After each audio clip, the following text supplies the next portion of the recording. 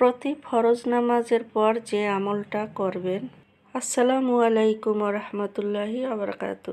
5 ওয়াক্ত নামাজ আমরা পড়ি, 5 ওয়াক্তে 5 বার ফরজ নামাজ পড়তে হয়।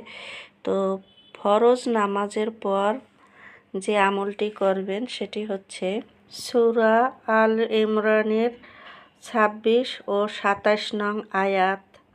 মহান আল্লাহ ইরশাদ করেছেন, আমার ইজ্জতের কসম, আমার উচ্চ মর্যাদার কসম, যারা প্রত্যেক ফরজ নামাজের পর উপরোক্ত আয়াতটি তেলাওয়াত করিবে, আমি তাদের ক্ষমা করে দিব, জান্নাতুল ফেরদাউস নসিব করিব, রোজ তার 70টি প্রয়োজনীয় পূরণ করে দিব, যার মধ্যে সবচেয়ে ক্ষুদ্রতম প্রয়োজন হলো মাগফিরাত, অর্থাৎ মাগফিরাত হইছে গুনাহের ক্ষমা।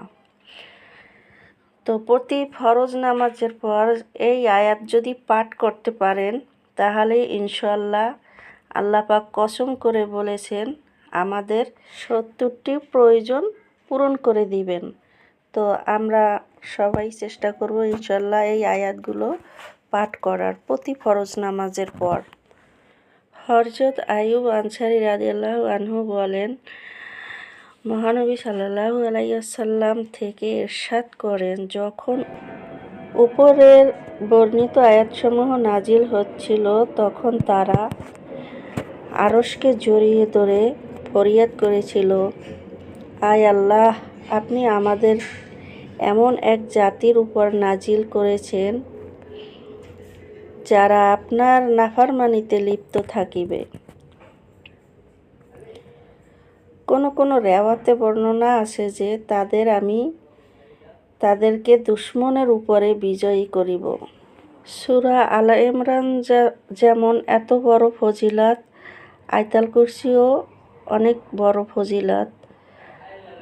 5 ওয়াক্ত নামাজের পর যদি ফরজ নামাজের পরে সালাম ফিরে আয়াতুল কুরসি সূরা পাঠ করে ফু দেয় শরীরে, তারও কিন্তু মৃত্যু যন্ত্রণা। আবার সকাল বিকাল যদি আয়াতুল কুরসি সূরা পাঠ করে তাহলে তার কাছে শয়তান ঘেঁষতে পারে না। তবে আয়াতুল কুরসি সূরা সহি শুদ্ধভাবে পড়তে হবে। যেখানে যেই অক্ষর ওইটাই উচ্চারণ করতে হবে। শুধু আয়াতুল কুরসির ক্ষেত্রে না, আমাদের লক্ষ্য রাখতে হবে প্রতিটা কেরাতের আপনার যখন যেইখানে যেই অক্ষর আসে সেইটার উচ্চারণটা ঠিকঠাক মতন করতে হবে। টোটাল কথা সহি শুদ্ধভাবে পড়তে হবে। তারপরে মহানবী সাল্লাল্লাহু আলাইহি ওয়াসাল্লাম ইরশাদ করেছেন, যে ব্যক্তি প্রতি ফরজ নামাজের পর আয়াতুল কুরসি পাঠ করবে সে ব্যক্তি মৃত্যুর সাথে সাথে জান্নাতে প্রবেশ করবে। তো আয়াতুল কুরসিরও অনেক গুণ, অনেক ফজিলত। তো বন্ধুরা, আমি আজ এই পর্যন্ত 2টা আমলের কথা বললাম। সবাই চেষ্টা করবেন আমলগুলো করার ইনশাআল্লাহ। আর ভিডিওটি অন্যদেরও দেখার সুযোগ করে দিবেন। সবাই পাশে থাকবেন, ভালো থাকবেন, ভালো রাখবেন। এতক্ষণ ভিডিওটি দেখার জন্য অসংখ্য ধন্যবাদ। সবাই পাশে থাকবেন, ভিডিওটি অন্যদের দেখার সুযোগ করে দিবেন। আল্লাহ হাফেজ।